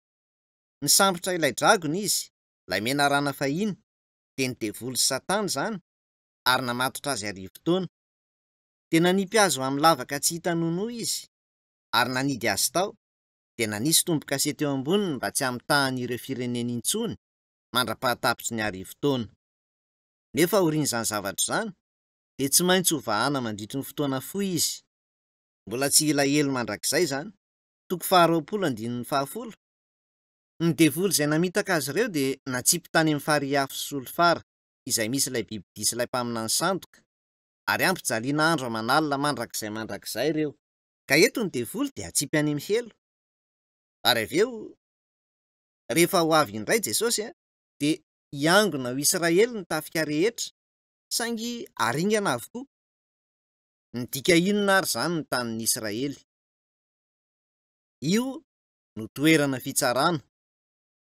Toerana fitsarana ny tanin'ny Israely. Toerana fitsarana ny tanin'ny Israely. Io ny toeram-pitsarana izay ivorian'ny tafika rehetra maneran-tany sy andringanana azy ireo. Izany no nahatonga ny Israelita niverina amin'ny tany ny 2000 taona taty aoriana. Andesika izao hijery ny toko 4:12 amin'ny Zakaria. Andininy 4. Andininy 4. Zakaria toko 4:12. Ary amin'izany andro izany, ny tongony ijoro eo amin'ny tendrombohitra Oliva izay manandrify an'i Jerosalema eo atsinanana. Teo amin'ny tendrombohitra Oliva niakaran'i Jesosy ho any an-danitra. Niakatra ho any an-danitra avy eo amin'ny tendrombohitra Oliva izy. Ho hitanao izany raha mamaky ny toko voalohany amin'ny asan'ny apôstôly ianao. Ary noho izany, rehefa hiverina eto an-tany Jesosy, dia ho eo amin'ny tendrombohitra Oliva koa izany. Izay ny voalaza eto sa tsy izany? Ary amin'izany andro izany, ny tongony ijoro eo amin'ny tendrombohitra Oliva izay manandrify an'i Jerosalema eo atsinanana. Tokony ho 3 kilometatra miala an'i Jerosalema, any am-pitan'ny lohasahan'i Kidrona, no misy ny tendrombohitra Oliva. Any no iverenan'i Jesosy, ary any no andravan'ny tafika rehetra amin'izao tontolo izao. Ary manomboka amin'izay fotoana izay no anombohan'ny fanjakana 1000 taona izay anjakan'i Jesosy manerana izao tontolo izao. Izany no lazain'ny Baiboly amintsika. Misy zavatra iray hafa tena manan-danja tiako resahana aminao anio. Raha mandray marika ianao dia atsipy any Mihelo, nefa raha tsy mandray marika ianao dia tsy afaka ny hivelona eto amin'izao tontolo izao. Dia tsy azonao raisina izany le izy, nefa tsy azonao tsy raisina koa. Ny fanontaniana mipetraka eto dia ny hoe ahoana no ialana amin'io safidy manadaly io? Andeha ho vakiantsika indray ny 14. Ary amin'izany andro izany, ny tonga ny joro eo amin'ny tendrombohitra Oliva izay manandrify an'i Jerosalema eo Atsinanana, ary ny tendrombohitra Oliva hitresaka roa avy any Atsinanana ka hatrany andrefana, ka hisy lohasaha lehibe. Ny antsasaky ny tendrombohitra hikisaka mianavaratra, ary ny antsasany kosa hianatsimo. Dia handositra hamaky ny lohasahan'ny tendrombohitra ianareo, fa hipakatra ny azela ny lohasahan'ny tendrombohitra. Eny, handositra ianareo tahaka ny nandosiranareo ny horohoro-tany tamin'ny andron'ny Ozia, mpanjakan'ny Joda. Toy izany ny havian'i Jehovah Andriamanitra. Io ny fihavian'i Jesosy fandroany. Toy izany no hiavian'i Jehovah Andriamanitra sy ireo olo-masina rehetra momba anao. Jereo izay voalaza eto, rehefa iverin'i Jesosy, amin'izay fotoana izay hifarana ny fotoan'ny jentilisa, ary hifarana koa ny tantaran'izao tontolo izao ankehitriny. Rehefa tapitra ny fantikan-dalàna sy ny fahotana rehetra, ary tanteraka ny faminaniana rehetra, dia hanomboka ny fanjakana 1000 taona. Ny fanjakana 1000 taona moa dia ho tontolo vaovao tanteraka ho foronon'ny herin'Andriamanitra mpamorona. Noho izany, dia ho afaka ny iaina 1000 taona ny olona, ary mandritra ireo 1000 taona ireo dia tsy hisy fanaintainana na fijaliana intsony. Na miteraka aza andrem-pianakaviana iray, dia tsy hanaintaina hetsi-jaza izy.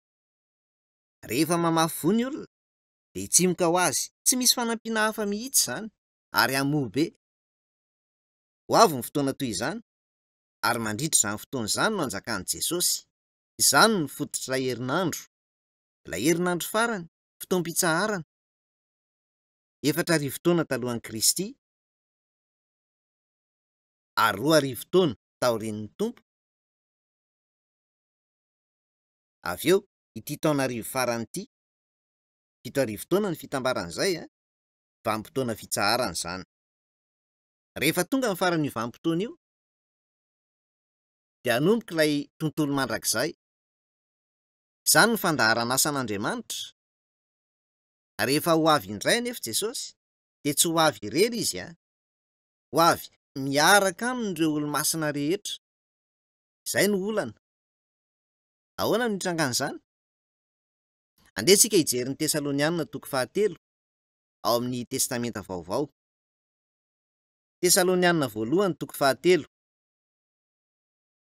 Tesalonianina 1 mba hampiorenan'ny fonareo tsy hanantsiny amin'ny fahamasinana eo anatrehan'Andriamanitra raintsika amin'ny fiavian'i Jesosy Tompontsika miaraka amin'ireo masiny rehetra. Amin'ny fiavian'i Jesosy Tompontsika miaraka amin'ireo masiny rehetra. Iverin'i Jesosy, ary ho avy miaraka amin'ireo olo-masina rehetra. Ho avy miaraka amin'ireo olo-masina rehetra izy. Inona ary ny dikan'izany? Ny fiavian'i Jesosy fandroany dia tsy hisy eo afa-tsy indray mandeha ihany, saingy mandritry ny 7 taona no hitrangan'izany, ary mizara roa ireo 7 taon'ireo. Amin'ny voalohany, rehefa tonga izy, dia ho eny amin'ny rahona lanitra no isehoan'izany. Rehefa iseho eny amin'ny habakabaka Jesosy, amin'izay fotoana izay mihitsy alohan'ny hanombohan'ny fahorian-dehibe maharitra 7 taona, dia hisy trangan-javatra iray iseho. Karazana trangan-javatra inona ary izany? Andehantsika hijery ny 4 amin'ny Tesalonianina 1. 4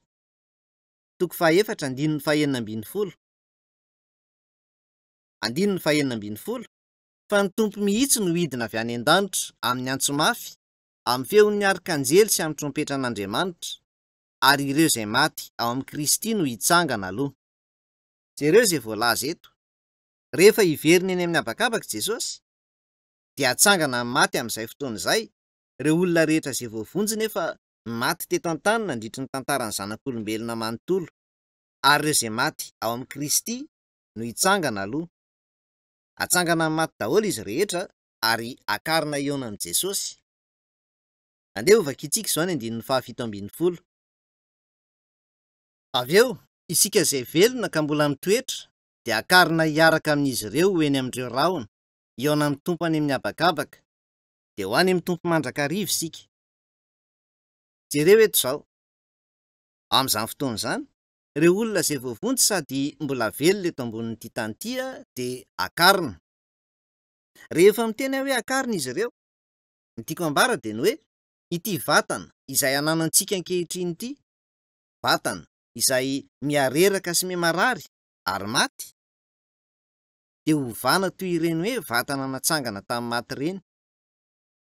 Hovana ho vatana tsy mety maty izy ity, izay tsy harary ary tsy hareraka. Hovana ho vatana ara-panahy izy ity, ary izany no fomba hamahana ny olana. Voavaha ny olana nefa ianao tsy voatery handray le marika. Eritrereto ary izany. Vatana tsy lavorary ity eo. Vatana tsy lavorary. Tsy tonga lafatra ny vatantsika ankehitriny. Marary izy ity, miareraka ary maty. Vatana tsy maharitra ary tsy tonga lafatra izy ity.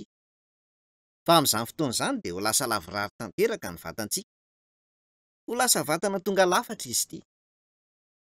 Izy ity hanjary ho vatana tonga lafatra, vatana tsy mety maty, vatana tsy hiareraka, vatana tsy mitaky ny hihinanantsika hanina na afaka mihinana isika raha tiantsika. Ary amin'izay toetra izay no ampiakarana antsika ioana amin'ny Tompo eny amin'ny habakabaka. Noho izany dia ho afaka hiaina nefa tsy mandray ilay marika ianao. Misy izany vahaolana izany ka izany no mahatonga ny Baiboly ilaza izany. Tsy ny olon-drehetra nefa ny hitrangana izany, fa ireo izay voavonjy ihany. Dia hanomboka avy eo ny fahorian-dehibe fito-taona. Vanim-potoana fitsarana nefa izany fito-taona izany eo amin'ny tontolon'ireo izay tsy voavonjy. Eritrereto izany. Inona ny zava-dehibe indrindra teo amin'ny fiainanao hatramin'izay? Inona ny zava-dehibe indrindra taminao? Misy zava-dehibe kokoa noho izay resaka izay ve? Zava-dehibe ny miasa mafy sy mitady vola hisakafoana sy hiainana tsara, sa tsy izany? Zava-dehibe ny mianatra mafy ary mahomby, sa tsy izany? Nefa, raha izay ihany, angamba izany itoy maharitra akory. Ka ho fantatrareo ny marina, ary ny marina afaka anareo tsy ho andevo. Raha mahita io fahamarinana iray io fotsiny ny olona iray, rehefa tonga ny fotoana, dia voavaha daholo ireo olany rehetra. Andeha isika hijery ny Tesalonianina 2:2. Andeha ho vakiantsika ny 2:2 manomboka amin'ny 9:7.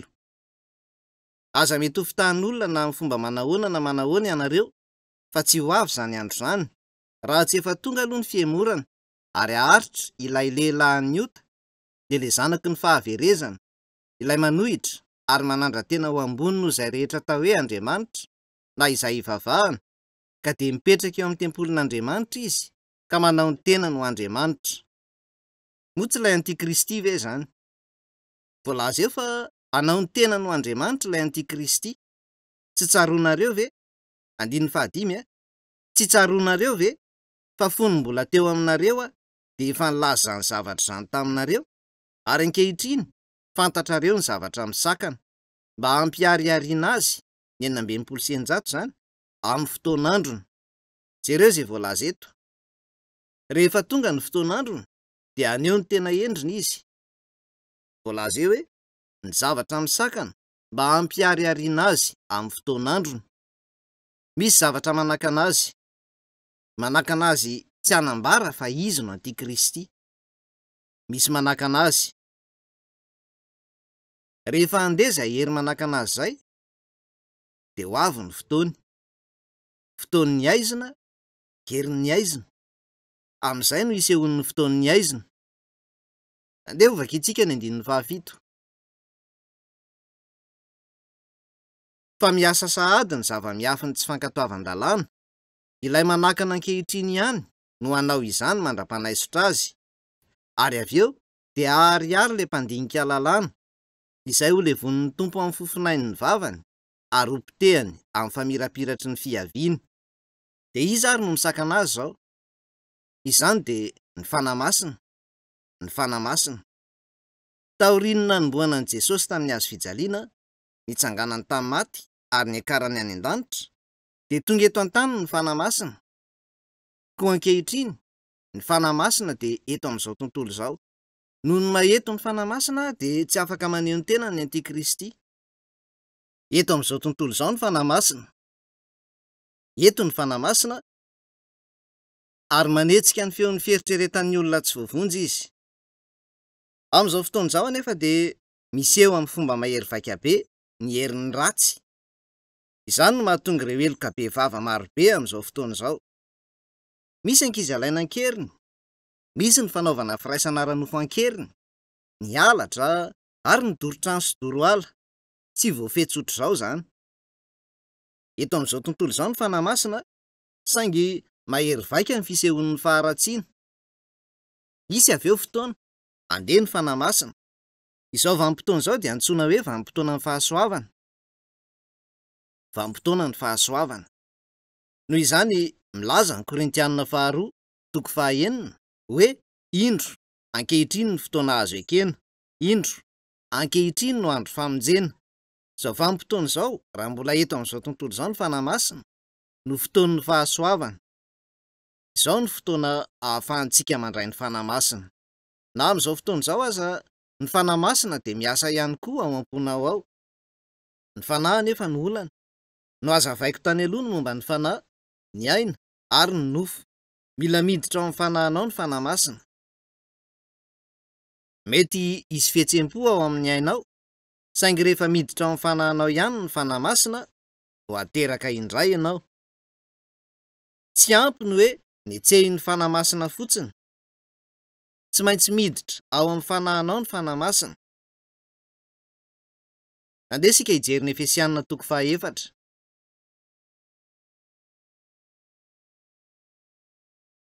Efesianina 4:4, andiny ny 13. Avereno aoriako izao azafady, ary aza mampalahelo. Ny fanamasin'Andriamanitra, izay nansiana tombo-kase anareo ho amin'ny andro fanavotana. Ho amin'ny andro fanavotana. Ity andro ity no andro fanavotana, ny andro fandavorariana sy fiakarana. Zavatra iray tokony ho azonao eto ny hoe ny olona iray izay nandray ny fanamasina, olona iray izay efa nandray ny fanamasina, dia tsy handray marika Satana. Saingy misy marika tokony ho raisinao a. Na ianao mandray mariky ny fanamasina, na ianao mandray mariky ny devoly, tsy maintsy mandray ny iray amindreo ianao. Andeha isika hijery ny Efesianina 1:1. Andiny ny 17. Andiny ny 17.